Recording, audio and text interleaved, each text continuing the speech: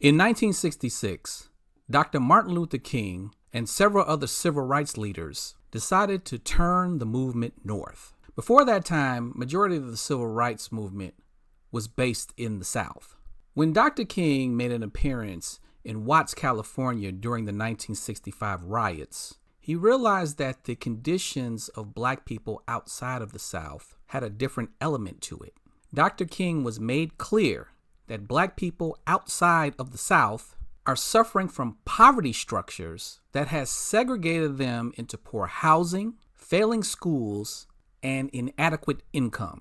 While non-Southern blacks were still suffering from the grips of racism, their oppression came in a larger form of a context outside of just racial discrimination.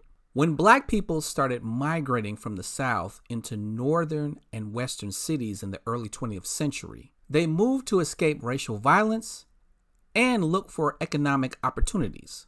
Much of the economy during that time was in the Second Industrial Revolution, which meant factories and plants were being built on a mass scale. Most of these industries were not being produced in the South, but in the northern and western cities. Black people in the South started migrating to these cities looking for economic opportunities. However, they did not realize that they will be suffering from the same system of racism that they did in the South. Dr. King had saw this, and he realized that he had to move to Chicago.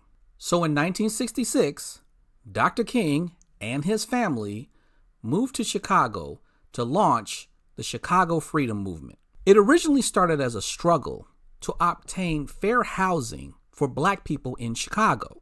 You see, black people in Chicago couldn't buy the houses that they really wanted, no matter how much money you had. Many neighborhoods in the Chicago and the Chicagoland area had these things called restrictive covenants, which meant white homeowners promised to never sell to black people or black families. With Chicago being the most segregated city in the country, and in some cases it still is, Dr. King wanted to change that. However, he saw it wasn't just black people trying to get adequate housing, but they were suffering from poorly resourced schools, job discrimination, and lack of inadequate income that can support the cost of living. Their idea was to march on all white neighborhoods in front of real estate companies to demand that they give blacks opportunities for affordable housing. Their first march was in Marquette Park, which is located on the south side of Chicago. It was held 60 years ago on August 5th, 1966. And boy, the white people did not take kindly to Dr. King and the marchers.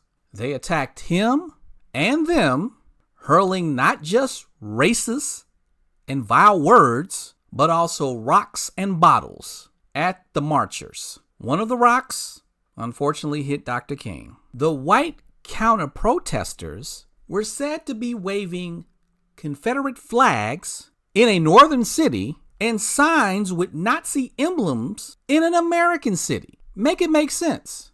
After they survived the march, Dr. King said, "I have never seen, even in Mississippi and Alabama, mobs as hostile and hate-filled as I've seen here in Chicago," end quote. I know Chicago historian Dilla talks about everything dope comes from Chicago. As a person who was raised in Chicago, I can't really argue about a lot of what he says. However, Chicago, just like any typical American city, suffers from the stench of racism, which plagues it to this day. Chicago, truthfully, has a dark history of its treatment of its black residents. We have to acknowledge it. But how much has really changed since 60 years ago? Have the conditions of black Chicagoans improved?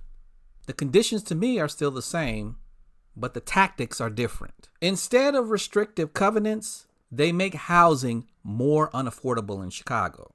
Real estate companies have driven the prices sky high since they know black people have the lowest income earnings and the highest unemployment rates. And even though there are housing assistance programs, they have restricted black people to certain areas of the city because they control the dollars.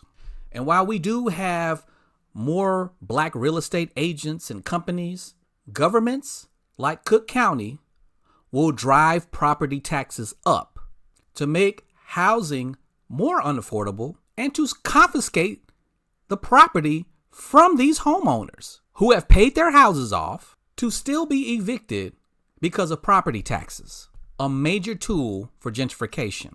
This is how racism and capitalism works together. They know that majority of black people still live below the poverty line, and some are just barely making it at the cost of living. These policies are not neutral and will make the majority of black people here in Chicago the economic and social victims of the political machine.